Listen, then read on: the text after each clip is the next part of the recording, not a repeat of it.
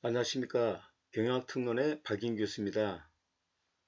4주차 강의를 시작하겠습니다. 4주차 강의는 제6장 기업 환경과 경영자에 대해서 설명을 하고자 합니다. 제6장은 3개의 절로 구성이 됐는데요. 제1절은 기업 환경, 제2절은 경영자, 제3절은 기업 환경 분석으로 되어 있습니다. 본 교재는 127쪽으로 1절과 2절은 본 교재에 나와 있으며 3절은 제가 기업 환경과 관련된 추가로 제3절을 설명하고자 합니다. 제1절 기업 환경 1번 기업 환경의 기초 개념에 대해서 설명하겠습니다. 교재 역시 127쪽을 봐주시면 되겠습니다. 기업 환경의 말씀드리면은 기업 환경은 기업의 내부와 외부에 존재하면서 직접 또는 간접적으로 기업의 생존과 성장에 영향을 주고받는 모든 요인을 얘기합니다. 오늘날 기업은 외부 환경과 지속적으로 상호작용하면서 생존 및 성장을 하기에 기업 환경은 매우 중요한 요인이다. 이렇게 말씀드릴 수가 있겠습니다. 과거 기업은 기업의 경영 문제를 환경과는 무관하게 생각했습니다. 환경은 기업에게 이미 주어진 문제이기 때문에 기업 내부의 마케팅, 인사, 생산, 재무 등의 분야에서 경영 합리화만 추가하면 성공한다는, 즉 경영을 외부 환경과는 무관하고 기업 내부 문제라만 생각한 이런 걸 갖다 우리가 폐쇄 시스템이라 그럽니다. 과거 경영 입장은 폐쇄 시스템으로서 기업 내부의 효율성만 강조했다. 이렇게 설명드릴 수 있습니다. 오늘날 기업은 생명체와 마찬가지로 자신을 둘러싸고 있는 환경을 분리해서는 존재할 수 없으며 환경을 무시하고 경영을 해서도 안 됩니다. 즉 기업은 내 외부 환경과 상호작용한다는 개방 시스템 성격을 가지고 있는 게 현대 경영의 입장입니다. 기업을 둘러싼 환경, 즉 정치, 경제, 문화, 사회, 인문 자원 등 다양한 이런 기업을 둘러싸는 환경을 상위 시스템이라 할 수 있으며 기업을 하위 시스템으로 볼 수 있습니다. 또 기업을 다시 나눠보면은 마케팅, 인사, 생산 파트, 재무 파트, 회계 등 이렇게 다시 기업을 나눠보면은 기업 내부에 다시 하위 시스템과 상위 시스템으로 나눠지는 거죠. 마케팅, 인사, 생산, 재무, 회계는 하위 시스템이고 기업 자체가 또 상위 시스템이 되는 거죠. 개방 시스템 속의 기업 환경은 기업의 변화와 혁신을 계속 요구하기에 기업 환경은 기업 경영에 매우 중요한 요인입니다. 오늘날의 기업 경영을 무시한다면 그 기업은 더 이상 생존이나 발전할 수 없는 그런 단계에 와 있습니다. 기업 환경 변화에 대해서 우리가 쉽게 한번 과거와 현재에 대한 비교를 한번 해보도록 하겠습니다. 우리 교재는 128조 표 6-1을 참고해 주시면 쉽게 비교를 할 수가 있겠습니다. 우선 과거의 기업 환경 변화에 대해서 먼저 살펴보도록 하겠습니다. 과거의 기업 환경 변화는 범위가 제한적이고 또 환경 변화의 속도가 비교적 만만했습니다. 또 과거의 기업 환경 변화는 발생 빈도가 낮았을 뿐만 아니라 그 원인이 또 단순했습니다. 과거의 환경 변화는 장기간 지속적으로 진행되면서 충분히 기업 경영자들이 예측도 가능했던 그런 특징을 가지고 있었습니다. 현재의 기업 환경 변화 설명드리겠습니다. 현재 기업 환경 변화는 범위가 매우 확대되고 또 환경 변화의 속도가 매우 빠릅니다. 환경 변화의 발생 빈도도 높고 환경 변화의 원인이 다원적 복합적이고 환경 변화는 단시간 일시적으로 진행되면서 기업 경영자들이 예측 가능성도 낮아지고 예측도 힘들어졌습니다. 이렇듯 우리가 기업 환경을 예측하고 분석하는데 매우 어렵고 그 다음에 많은 그런 복합적인 원인이 있다는 것을 알 수가 있고 이런 변화에 대한 대처를 잘 하지 않으면 기업은 존재가 힘들다 이런 말씀을 드리고자 합니다.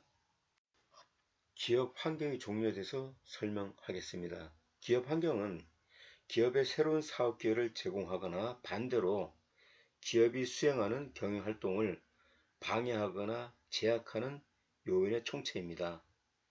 이러한 기업 환경에는 과업 환경과 일반 환경으로 나누어 볼 수가 있는데요. 과업 환경은 경영 활동에 직접 영향을 주는 요인을 얘기하고요. 일반 환경은 경영 활동에 간접 영향을 미치는 환경 요인을 얘기하는데 뒤편에서 과업 환경과 일반 환경을 다시 설명하도록 하겠습니다. 기업 환경의 종류 첫 번째는 과업 환경입니다.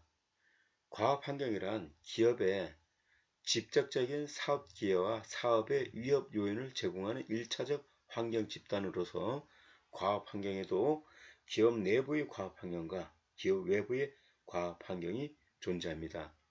기업 내부의 과업 환경은 주주, 경영자, 종업원, 노동조합 등과 같은 환경이고 기업 외부의 과업 환경은 소비자, 공급자, 경쟁자, 금융기관 등과 같은 환경 집단을 이야기합니다. 예를 들어서 너무 강성의 노동조합을 가지고 있다라고 한다면 그 노동조합원들은 기업 활동에 때에 따라서는 임금 요구라든가 근로조건 요구 등으로 해서 매우 어려운 그런 기업 환경 조건을 만들기도 합니다. 또한 만약에 기업 외부 환경의 하나의 또 예를 들면 경쟁자가 너무 많다라고 한다면 역시 기업 환경이 그다지 좋지 않다고 볼 수 있는 겁니다. 기업 환경의 두 번째는 일반 환경 설명드리겠는데요. 기업의 목표 달성에 간접적으로 영향을 미치는 2차적 환경 집단으로서 경제적, 기술적, 사회문화적, 정치법적, 자연적, 국제적 환경 등으로 일반 환경의 변화 양상은 예측이 어렵고 그 다음에 기업에서 이런 일반 환경은 조절하기 힘든 특성을 가지고 있습니다. 과업 환경과 일반 환경의 관계를 요약하여 보겠습니다. 그림 6-1번인데요. 기업 환경의 구조입니다. 우리 교재는 130쪽이 되겠습니다. 기업 내부의 환경으로서 주주, 경영자, 종업원, 노동조합 등이 한 구성원이 되어서 상품이나 서비스를 제공하게 되는 거죠. 이걸 갖다가 기업 내부의 과업 환경이라 하고 이 기업 내부의 과업 환경을 둘러싸고 있는 금융기관, 소비자, 공급자, 경쟁자와 같은 이런 기업 외부의 과업 환경이 있고 또 이 과업 환경 바깥을 둘러싸고 있는 게 자연적 환경, 경제적 환경, 기술적 환경, 사회문화적 환경, 정치법적 환경, 국제적 환경이 있습니다. 이런 걸 갖다 우리가 일반 환경이라 하는데 일반 환경은 우리 기업이 통제 불가능한 요소로 쌓여 있는 거죠. 지금처럼 코로나라는 이런 질병을 인해서 기업 경영이 위축되고 소비 패턴이 틀려지고 하는 거 이런 건 우리가 다 일반 환경이라 볼 수 있고요. 또 강성 노동자라든가 그 다음에 종업원들이 임금을 요구하거나 주주들이 또 투자를 갖다 꺼리거나 투자를 더 하거나 하는 건 바로 우리가 과업 환경에서 기업 내부의 과업 환경이다 이렇게 이야기할 수 있습니다. 또 경쟁자가 많이 생겨나서 경쟁이 심화되거나 또 소비가 독과점 기업으로서 소비가 원활하게 많이 이루어진다든가 외부에서 공급 물자가 부족하다든가 라고 하는 이런 것을 우리가 기업 외부의 과업 환경이다 이렇게 말씀드릴 수 있겠습니다. 제1절 기업 환경 1번 기업 환경의 기초 개념에서 세 번째는 기업 환경과 경영 전략이 되겠습니다. 우리 교재는 129쪽을 참고해 주시면 되겠습니다. 경영 전략은 과거의 기업 환경에서는 기업의 마케팅, 인사, 생산, 재무 등 각 부문별로 효율적인 관리 활동을 잘 하면 기업의 생존과 발전이 가능하다고 하였습니다. 그러나 급변하는 현대 기업 환경에서는 기업의 생존과 발전을 모색하기 위한 방안이 필요한데 그것이 바로 경영 전략이라고 할 수 있습니다. 전략이란 용어는 군에서 나온 용어로서 기업에 도입해서 쓰기 시작했는데 그만큼 기업이 급변하는 환경에서 기업의 생존과 발전을 모색하기 위한 방안이 바로 경영 전략이다. 이렇게 말씀드릴 수 있습니다. 경영 전략을 구체적으로 말씀드리면 기업 목표를 달성하기 위하여 경영 활동의 방향을 제시하는 것이다 라고 이야기할 수 있는데 큰 망망대해에서 배가 나갈 방향을 제시하는 배 위의 나침판 역할을 하는 것이 바로 우리 기업에서 경영 전략이 되겠습니다. 즉 전체 구성원이 어디로 가야 될지 어떤 방향을 우리가 목표로 해야 될지를 알려주는 그런 나침반 역할이 경영 전략으로서 기업의 외부 환경과 내부 자원을 잘 분석하여 목표 달성을 위한 구체적인 대책과 방법이 되겠습니다. 이런 경영 전략은 최고층인 CEO들에 의해서 경영 전략이 세워집니다. 경영 전략 실행에 대해서 설명드리겠습니다. 경영 전략 실행은 기업이 직면한 외부 환경의 기회와 위협을 분석하고 기업 내부의 강점과 약점에 따라 장기적인 목표를 달성하려는 경영 활동이 되겠습니다. 첫째는 기업의 경영 활동에 영향을 미치는 외부 환경을 분석함으로써 그 기업이 이용할 수 있는 기회와 극복해야 할 위험 요인을 분석합니다. 둘째는 기업 외부에 존재하는 기회와 위협 요인에 대응하기 위해 기업 내부에 축적되어 있는 능력을 평가함으로써 강점과 약점을 명확하게 이해하는 겁니다. 이 내용을 좀 더 요약해 드리겠습니다. 기업들이 경영 전략을 세울 때 가장 많이 쓰는 방법이 스와트 분석이 되겠습니다. 스와트 분석은 강점과 약점, 기회와 위협의 약자로서 내부 환경과 기업의 외부 환경을 분석하는 방법이 되겠습니다. 내부 환경 분석으로서는 기업 내부에 축적되어 있는 강점과 보완해야 될 약점을 파악하는 거고요. 외부 환경 분석 방법으로서는 기업 외부에 이용할 수 있는 기회와 극복해야 될 위협 요인을 무엇인지 파악해내는 방법이 되겠습니다. 그래서 표 6-2 스와트 분석 기법 보면서 다시 설명을 드리도록 하겠습니다. 스와트 기법에 의한 수립의 예를 표 6-2에 보여주고 있습니다. 스와트 분석 기법입니다. 기업 외부의 분석을 해봤더니 기회가 있고 기업 내부에 분석했더니 강점이 있습니다. 이럴 때는 외부 환경이 제공한 기회가 기업 내부의 강점이 있는 분야입니다. 이때는 기업이 확대 전략을 써야 되고요. 기업 외부에 위협이 있고 기업 내부에 강점이 있을 경우는 위기에 대처하기 위해 내부의 강점을 활용해야 되는데요. 안정적인 성장 전략을 써야 됩니다. 또 외부에선 기회지만 기업 내부엔 약점이 있는 경우가 있어요. 외부의 기회를 활용하기보다는 내부의 약점을 잘 보완해야 됩니다. 인재 확보 전략 같은 이런 전략을 써야 되고요. 또 외부에서는 위협이고 내부에서는 약점일 때 내부의 약점 때문에 외부의 위험 요인을 극복하기 어렵기 때문에 이때는 그 특정 분야의 사업을 하지 말고 철수해야 된다는 이런 분석 기법이 있습니다. 또 다른 사례 분석을 설명드리겠습니다. KFC에 대한 사례 분석인데요. 이 KFC의 강점은 세계적인 브랜드 파워로 소비자들의 높은 신뢰와 만족을 얻고 있으며 높은 품질과 다양한 제품을 출시하고 있는 것이 강점으로 나타났으며 약점으로서는 건강에 대한 인식이 높아짐으로써 패스트푸드는 건강에 나쁘다는 관념으로 매출 감소의 위험을 안고 있습니다. 기회로서는 패스트푸드는 건강에 해롭다는 생각이 소비자들에게 많이 있는데, 소비자들에게 건강에 좋은 차별화된 제품을 출시한다면 좋은 성과를 기대할 수 있습니다. KFC 위협 요인으로서는 세계 어느 곳이나 미국을 대표하는 브랜드 중 하나로 KFC는 반미 감정의 표적이 될 수 있습니다. 또 한국의 치킨 업계의 급성장은 KFC를 더 어려운 경영 환경으로 몰아넣을 수가 있습니다. 이상과 같이 미국의 체인 회사인 KFC에 대한 스와트 분석을 한번 해봤습니다. 제1절 기업 환경, 두 번째는 기업의 과업 환경에 대해서 설명드리겠습니다.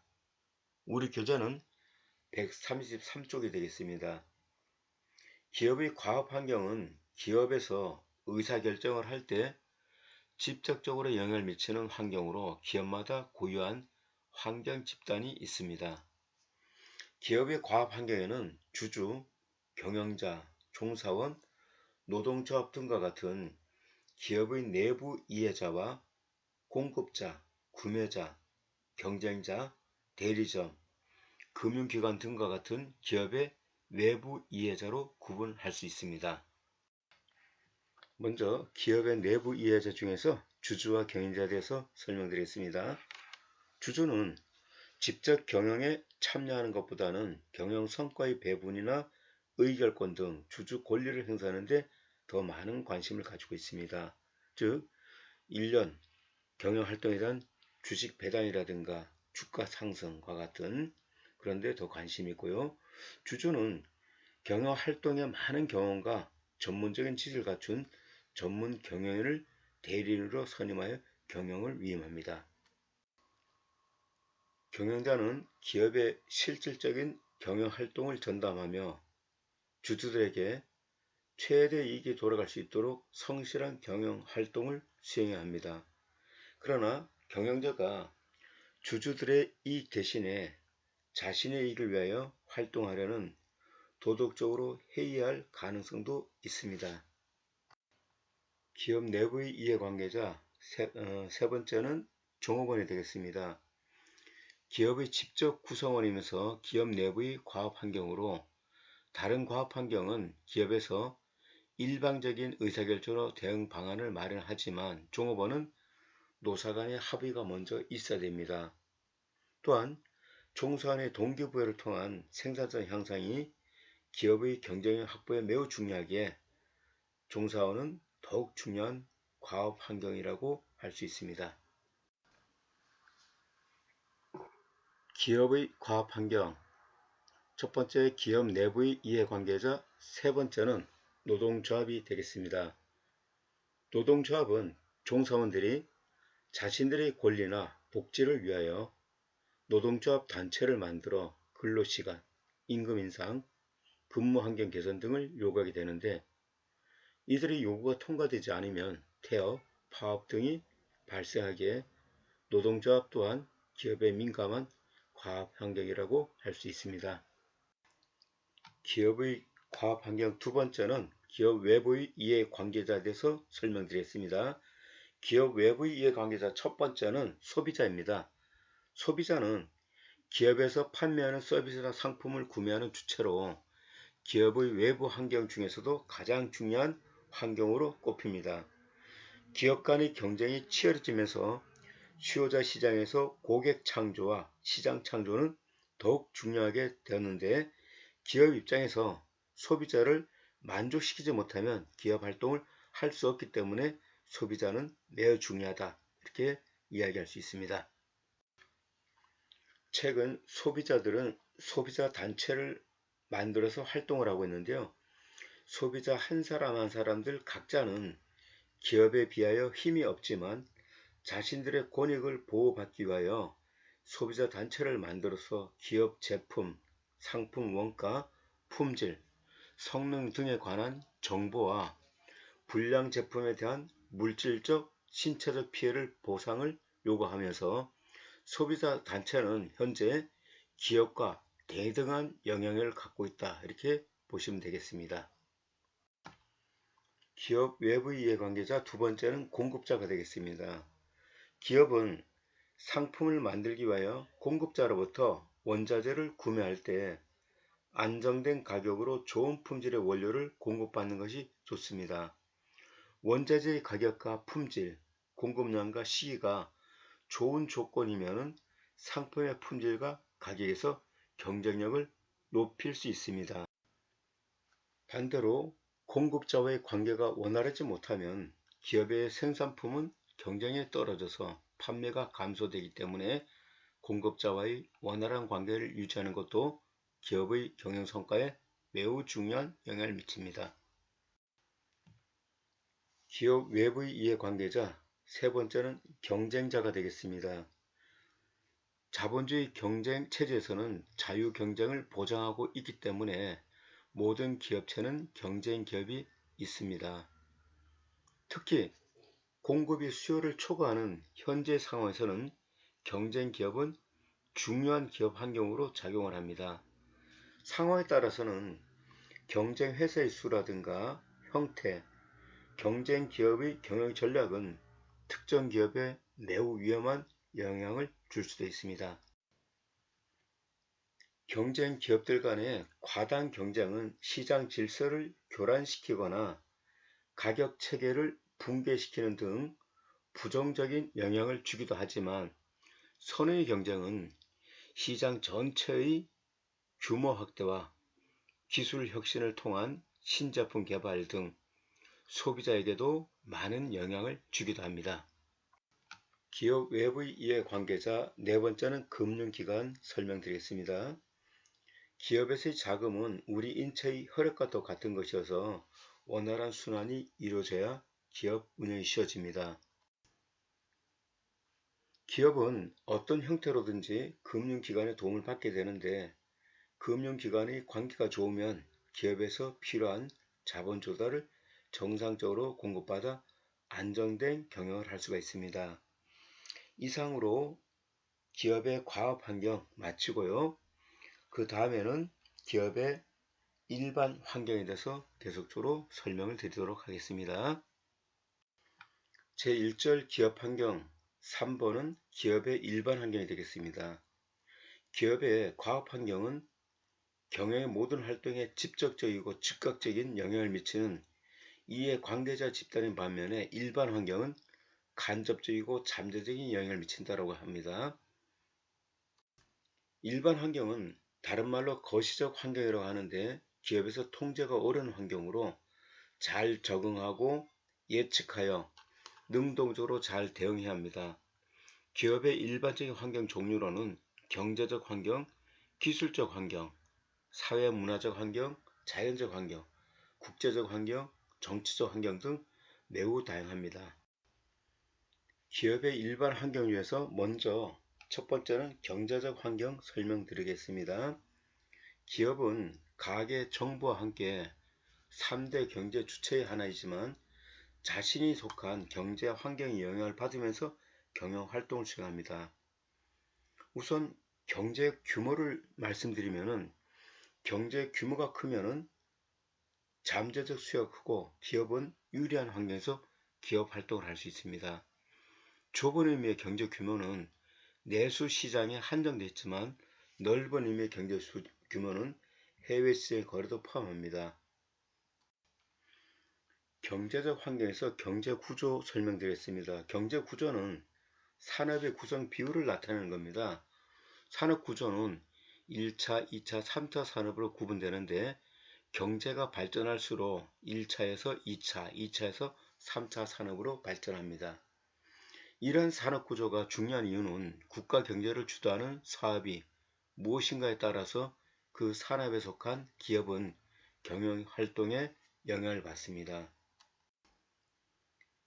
경제적 환경에서 수요 구조 설명드리겠습니다. 기업체에서 생산 공급된 재와 서비스를 소비하는 활동과 관련된 환경 요인입니다.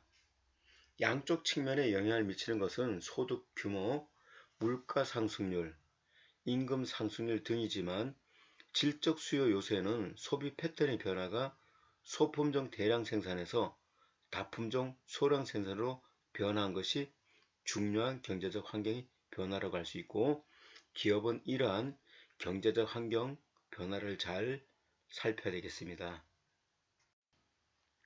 기업의 일반 환경, 두 번째는 기술적 환경입니다. 기술적 환경은 경제적 목적을 달성하기 위하여 수행되는 생산활동과 관련하여 기계 또는 장치를 조작하는 방법이나 숙련도입니다.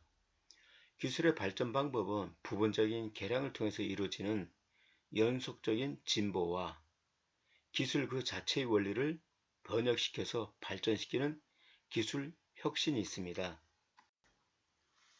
기술적 환경을 통해서 기술 발전이 되면은 기업의 성장 기회와 고부가가치 산업 분야로 진출이 가능하고요. 또 기술 형태에서도 제품 기술, 제조 기술, 품질 기술, R&D 등 이런 기술이 발전하게 됩니다. 사무 자동화를 통해서는 업무 처리 효율화와 정보의 시스템화 등의 구축이 가능하고요.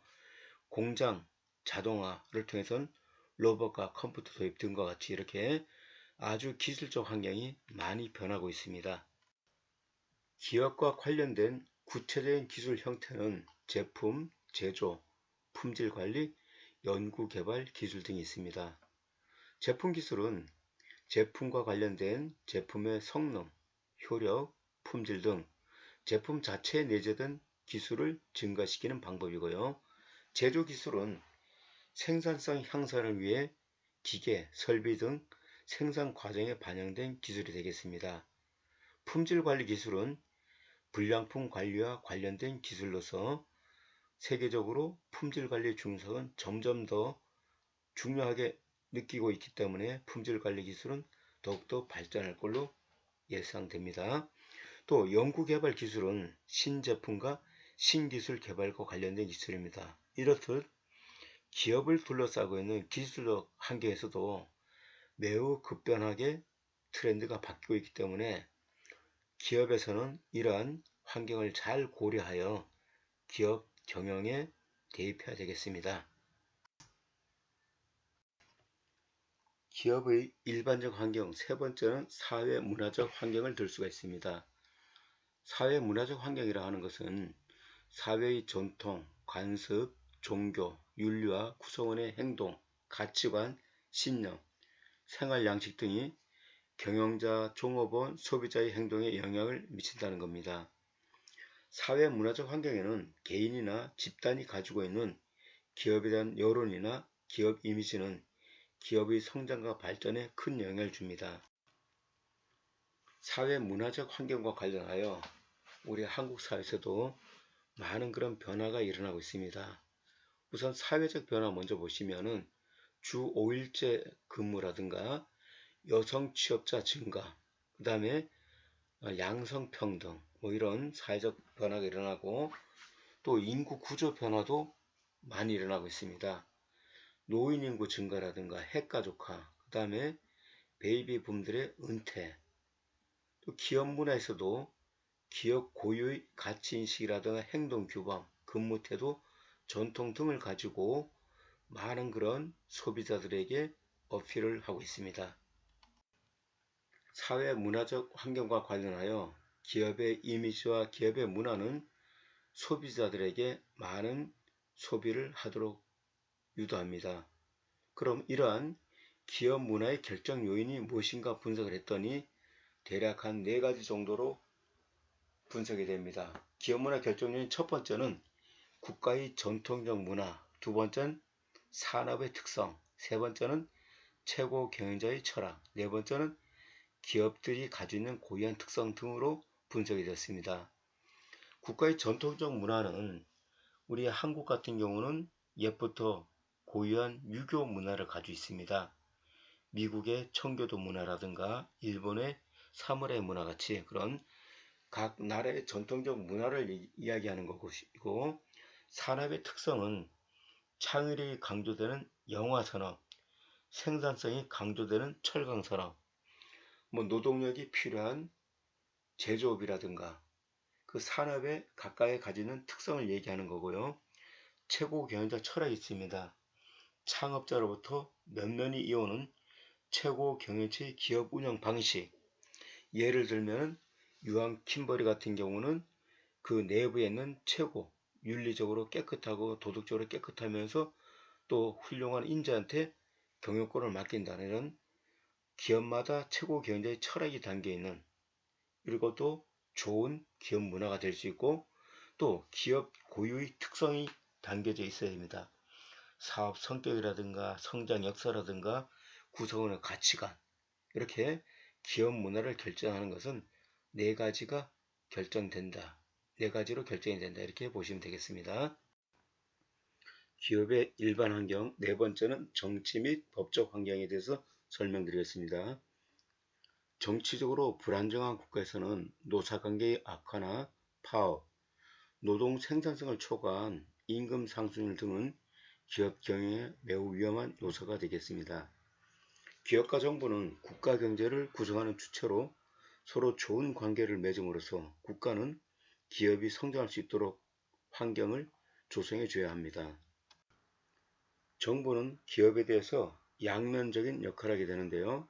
기업의 성장에 유리한 기업 환경을 조성을 해서 기업의 발전과 성장에 도움을 주기도 하지만 또 사회나 공익에 위반되는 기업 활동을 규제하기도 합니다. 예를 들어서 공익을 저해하는 과장된 선전을 한다든가 자유경쟁 질서를 저해하는 독과점 형태의 기업 운영한다든가 불공정한 기업 관행 등은 과감하게 정부에서 규제를 합니다. 법률은 기업이나 개인에 대하여 강제성을 갖는 것으로 국가에 의해서 만들어진 법규와 규칙이며 기업 활동과 관련된 다양한 분쟁과 갈등을 중재하고 조정하는 역할을 합니다. 기업과 관련된 구체적인 법을 대상별로 정리했습니다. 기업 상호관계, 즉 기업끼리는 공정거래법, 독과점법, 규제법이 있고요. 소비자에 관련된 법으로서는 소비자보호법, 품질관리법 있습니다. 종업원 관련된 법으로는 근로기준법, 노동조합법이 있고 정부 관련 법으로는 세법, 상법, 그리고 정부구매법이 있습니다. 일반 대중 관련된 법에는 환경보존법, 공해방지법 등 다양한 법이 기업에 적용되고 있습니다. 기업은 이러한 법적 환경을 잘 이해하고 이 법적 환경에 저촉되지 않는 그런 범위에서 기업 활동을 해야 되겠습니다. 기업의 일반 과업, 다섯 번째는 자연적 환경이 되겠습니다. 자연적 환경은 기업을 둘러싸고 있는 자연자원과 기후 등과 같은 자연 조건을 이야기합니다. 즉 자연적 환경은 자연자원, 기후, 토지 등의 생태적 환경을 의미합니다. 자연자원은 국가의 발전과 기업 성장에 큰 영향을 미치는 요인으로 생산적인 측면도 고려해야 되지만 환경적 측면도 함께 생각을 해야 됩니다. 기업과 관련된 자연적 환경은 공해 문제를 들 수 있는데 대기오염, 수질오염, 소음, 고체 폐기물 등이 대표적으로 밀접한 관련이 있다고 할 수 있습니다. 공해 문제에 대한 책임 및 해결 주체는 국가, 국민, 기업 모두에게 있으나 특히 기업이 가장 많은 영향과 그다음에 가장 많은 책임을 져야 합니다. 그러므로 기업은 가능한 공해 방지에 노력하고 공해가 발생하면 그 피해를 보상해야 합니다.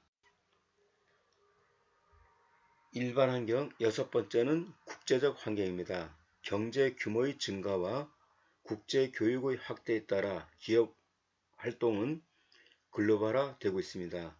최근 정보, 통신, 수송수단의 발달로 지역이나 국가 중심의 무역에서 국제 개념으로 발달하였습니다. 향후 기업의 모든 환경은 국제로 전환되며 기업의 영향은 국내 문제뿐만 아니라 국제화의 영향을 강하게 받는 그런 환경에 놓이게 되었습니다. 국제적 환경에 대한 내용을 좀 더 구체적으로 이야기할까 합니다. 자, 국제화 개념은 곧 이것은 글로벌 개념이라고 우리가 이야기를 할 수 있고요. 국제 경제 환경은 관세, 수입 금지, 자유무역지대 등과 같은 이런 현상이 각각 지역마다 다르게 나타날 수 있습니다. 국제 기술 환경은 해외 합작 투자라든가 공동연구개발 등, 또 국제사회문화 환경은 수출 대상국의 사회 관습과 구매 패턴을 익혀야만 합니다.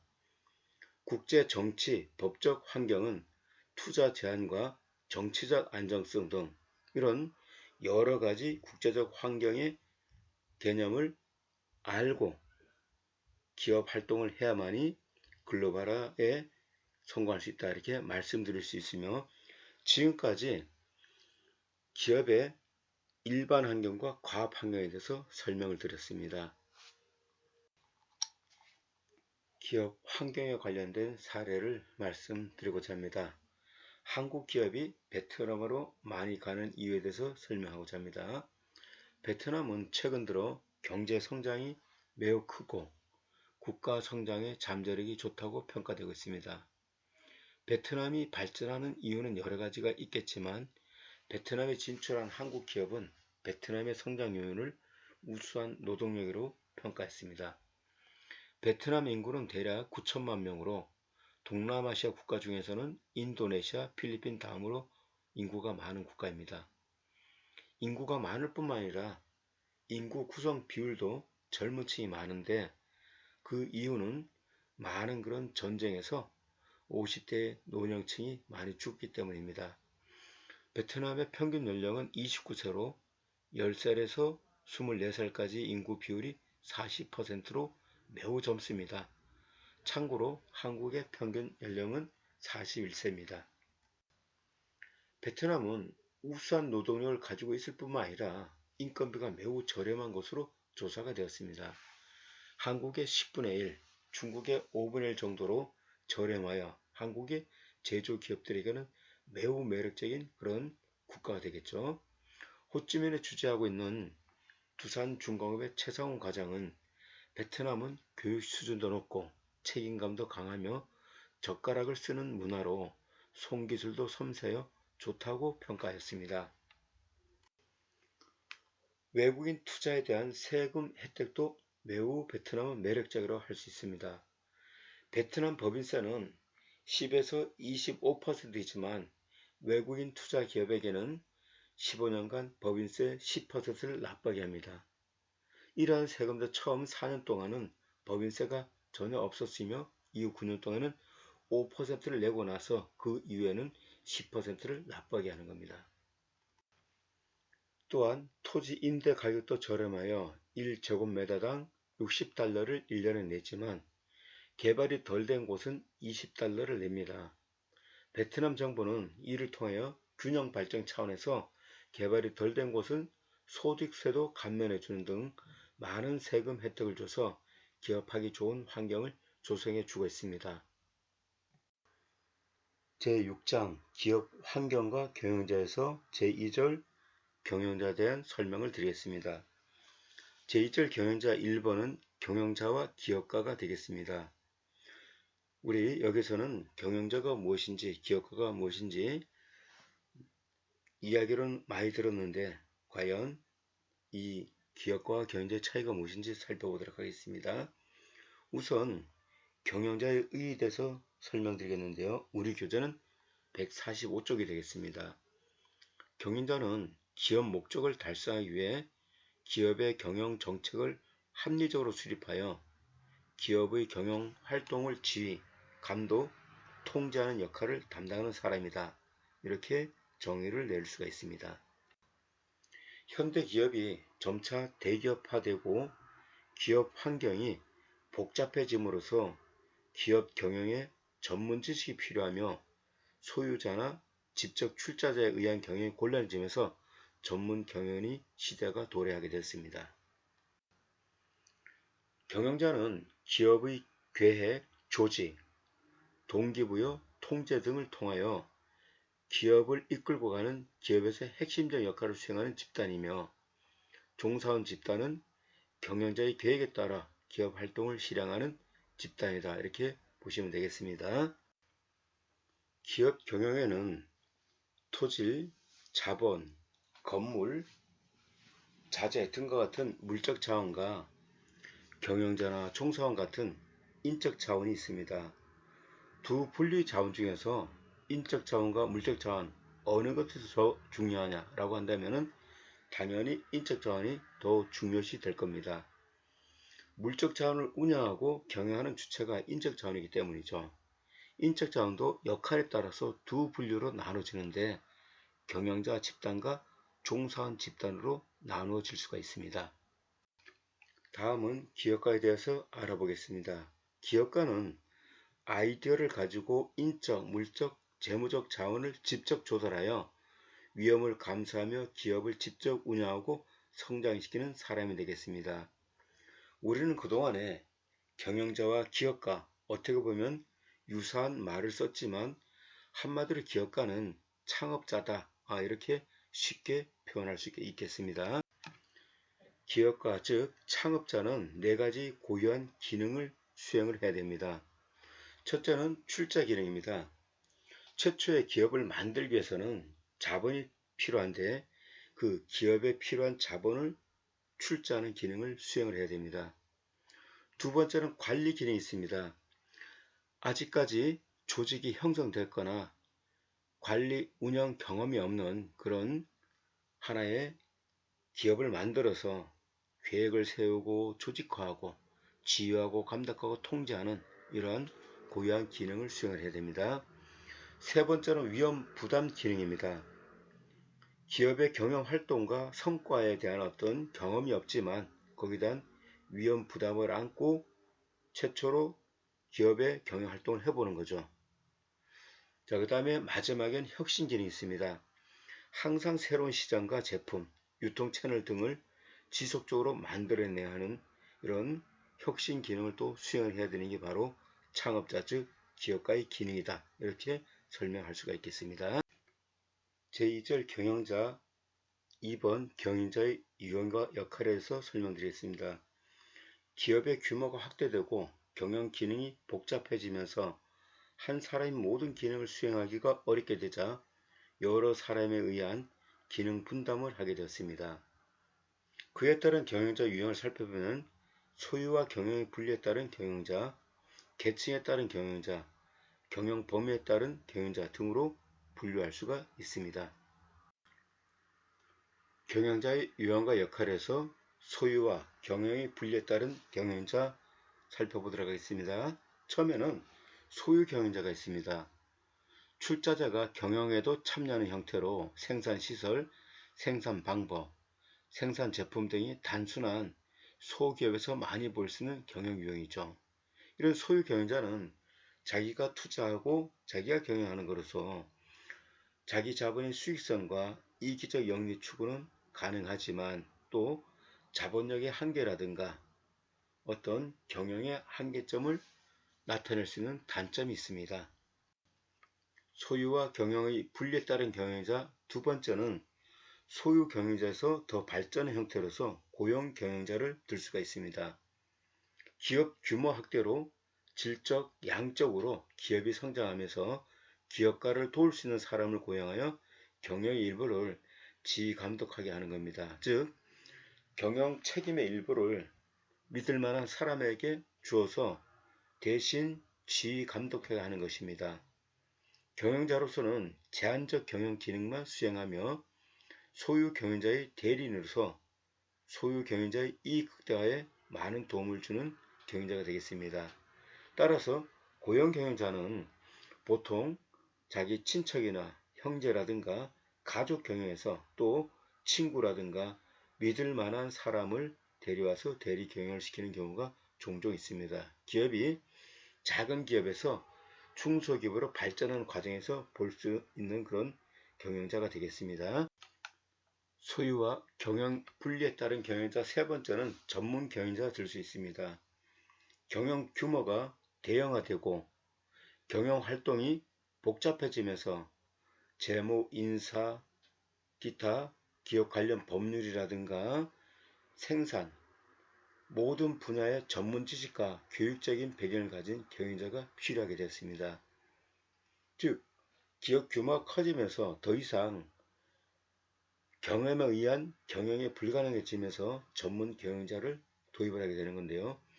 주식회사의 경우처럼 소유와 경영이 분리되어 출자자는 자금을 출자만 하고 또 그 출자자와 상관없이 전문 지식과 경험 및 능력이 있는 사람이 기업 경영을 맡게 되는 거죠. 전문 경영자는 경영활동 전반에 걸쳐 경영 기능을 수행하는데요. 전문 경영자가 등장하게 된 배경에는 기업의 대규모와 경영이 복잡화, 그래서 전문적 경영 능력이 요구되기 때문에 전문 경영자가 등장을 했으며, 전문 경영자는 투자에 의해서가 아니라 경영 능력으로 기업을 지배한다라고 보시면 되겠습니다. 그래서 가장 먼저는 소유 경영자, 그 다음에 등장한 것이 고용 경영자, 그 다음에 최종적으로 전문 경영자가 등장을 했습니다. 경영자의 유형과 역할, 두 번째는 계층에 따른 경영자 설명드리겠습니다. 첫 번째, 최고 경영층이 있습니다. 장기적 전략과 목표 설정, 혁신 기능 수행을 하는 층으로서 흔히 우리가 CEO라고 하죠. 회장, 부회장, 사장, 부사장 등 회사 임원을 얘기합니다. 두 번째, 우리 계층에 따른 경영자는 중간 경영층이 있습니다.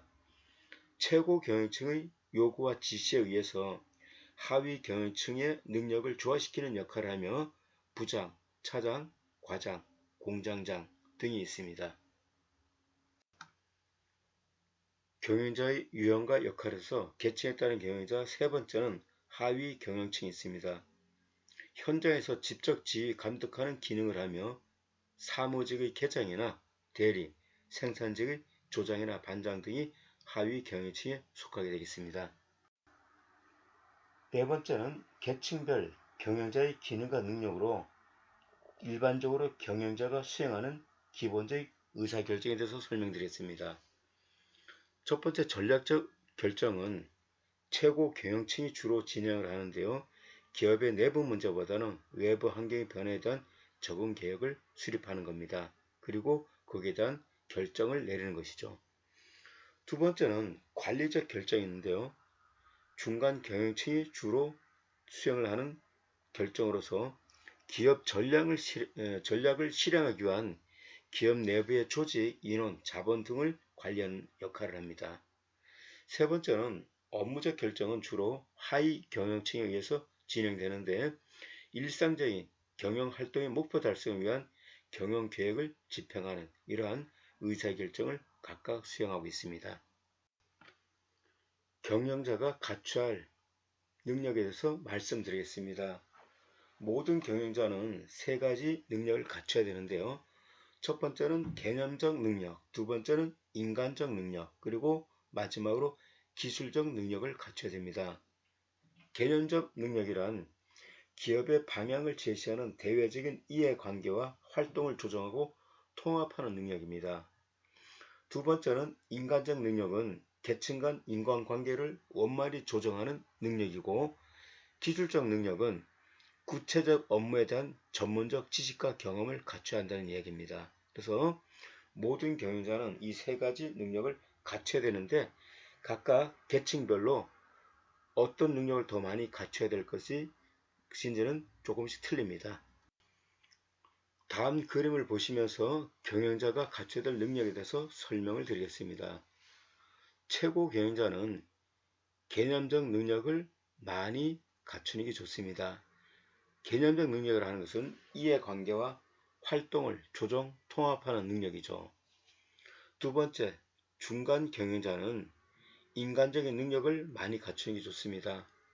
조직원들과 상호작용하는 동기부여할 수 있는 능력을 얘기하는 거고, 하위 계층 일선 경영자는 기술적인 능력을 갖다 갖추는 게 좋습니다. 현장에서 전문화된 기술과 지식을 활용해서 문제가 발생했을 때 바로 그 문제를 해결할 수 있는 능력을 얘기하는 거죠. 그래서 각각의 계층별로 모든 경영자가 갖춰야 될 개념적, 인간적인, 기술적 능력은 있지만, 각각의 경영 계층이 갖춰야 될 능력은 따로 더 많은 영역이 필요하다는 것을 설명드렸습니다.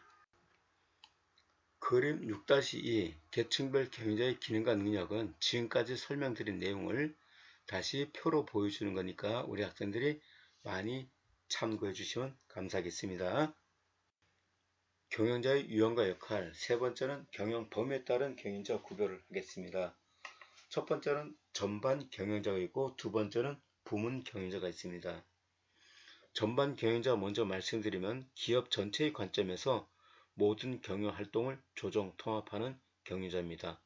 전 사적 목표 달성을 하는 효과성을 추구하고요. 전략적, 거시적 경영을 시행하라며 대부분의 최고 경영층에 해당하는 사람이 전반 경영자가 되겠습니다. 두 번째는 부문 경영자입니다. 부문별로 구체적인 실행 계획을 수립하고 집행하고 하는 그런 경영자가 되겠습니다.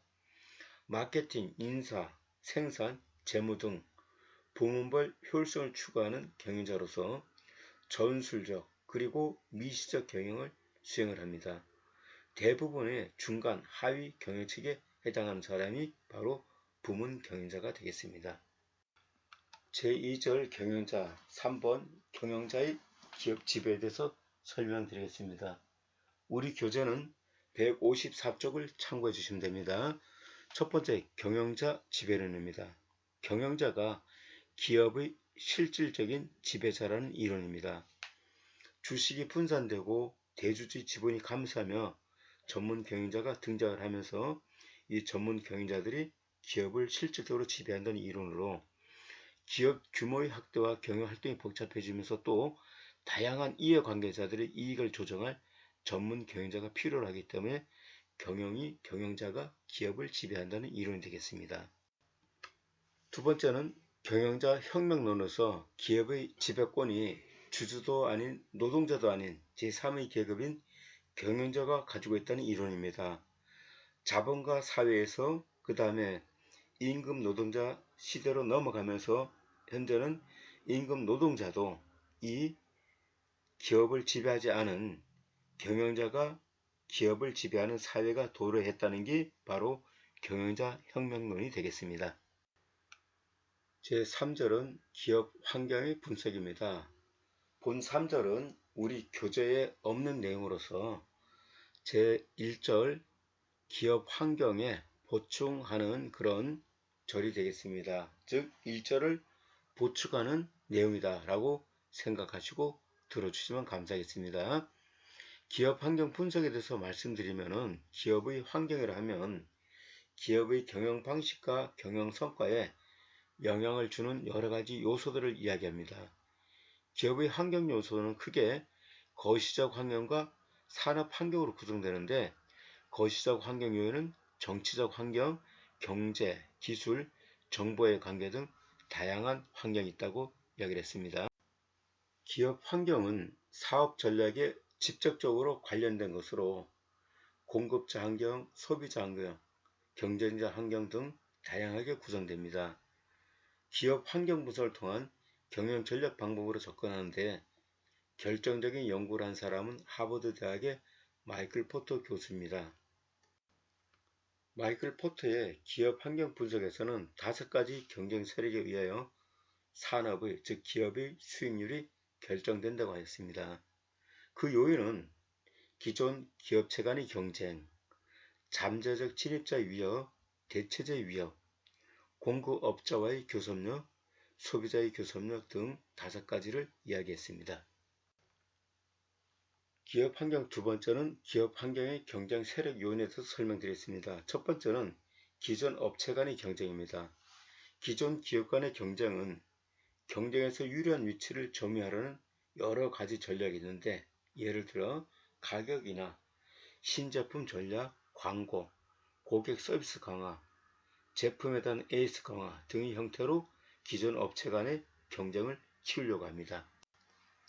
기존 업체 간의 경쟁은 다음과 같은 요인에 의해서 결정되는데요. 경쟁 업체의 수가 많고 그들의 경쟁 활동이 심할수록 경쟁은 더욱 복잡해집니다. 두 번째, 시장 특성에 따라 제품 차별화가 적을수록 기업들은 가격 경쟁에 의존하게 되며 또한 제품 차별화가 낮은 산업일수록 기업 간 경쟁이 더욱 심해지는 걸 알 수 있습니다. 기업체 간의 경쟁이 심해지는 경우 세 번째는 기업 경영에서 고정비가 높은 경우 가동률을 높이려는 압력을 받게 됩니다. 그래서 물량 경쟁으로 인하여 심한 가격 인하 경쟁을 하게 됩니다. 그 다음에 네 번째는 기업이 사업을 그만두기가 어려우므로 더욱 경쟁을 하게 되는 경우가 있는데요. 초기에 자본이 너무 많이 투자가 되는 조선이라든가 항공이라든가 자동차 사업 같은 경우는 그 사업을 중도에 그만두기는 너무나 많은 자본이 이미 들어가 있습니다. 그런 경우는 사업을 그만두기 어렵기 때문에 싼 가격으로 지속적으로 만들어냄으로써 경쟁을 점점 더 하게 되는 그런 경우도 있습니다.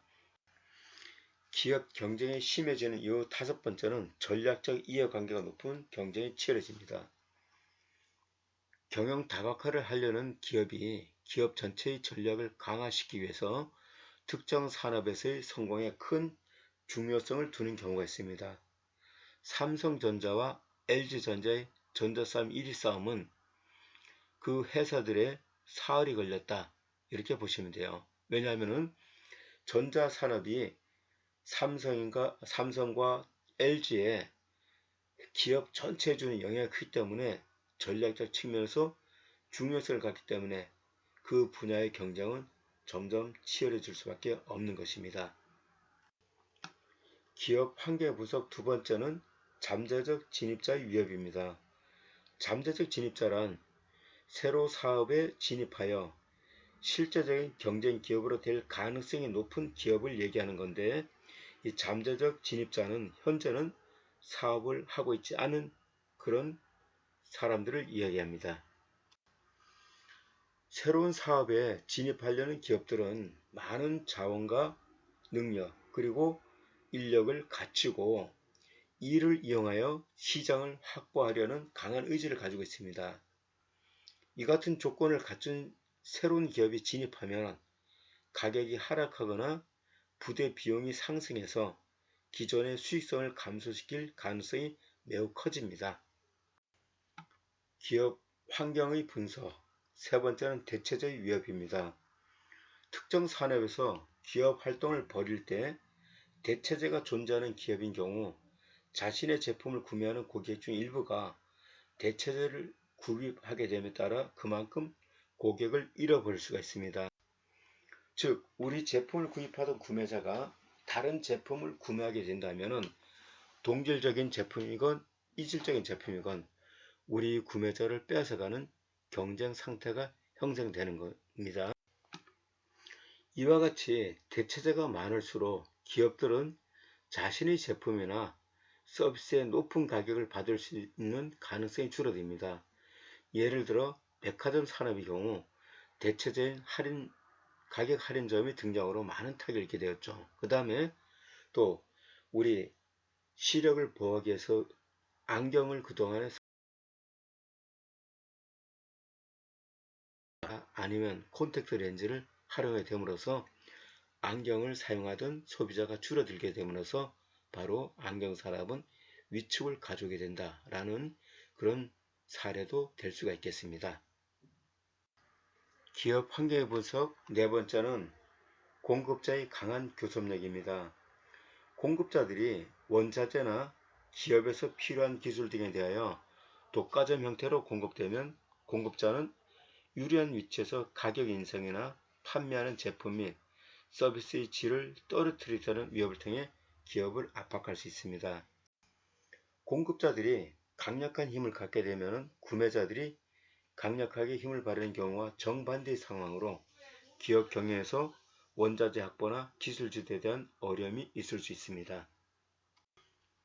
기업 환경의 분석 다섯 번째는 구매자의 교섭력입니다. 구매자들은 가격이나 품질 향상 또는 서비스 증대를 요구하거나 경쟁 기업들을 서로 대립시키는 행위 등을 함으로써 사업의 수익성을 감소시킬 수 있습니다. 이때 구매자의 교섭력을 결정하는 요인들은 앞에서 살펴본 공급자들을 강력하게 만드는 상황과 반대가 되는 것을 알 수가 있습니다.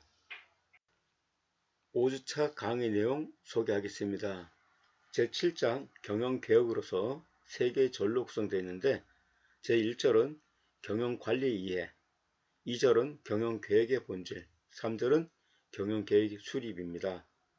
우리 학생들이 지금까지 배운 내용을 복습과 또 제7장 이론을 통하여 수업 준비 및 수업 복습을 열심히 해주시길 당부드립니다. 동영상 강의 들으라고 고생 많으셨습니다. 4주차 강의를 마치겠습니다. 감사합니다. 박인규 교수입니다.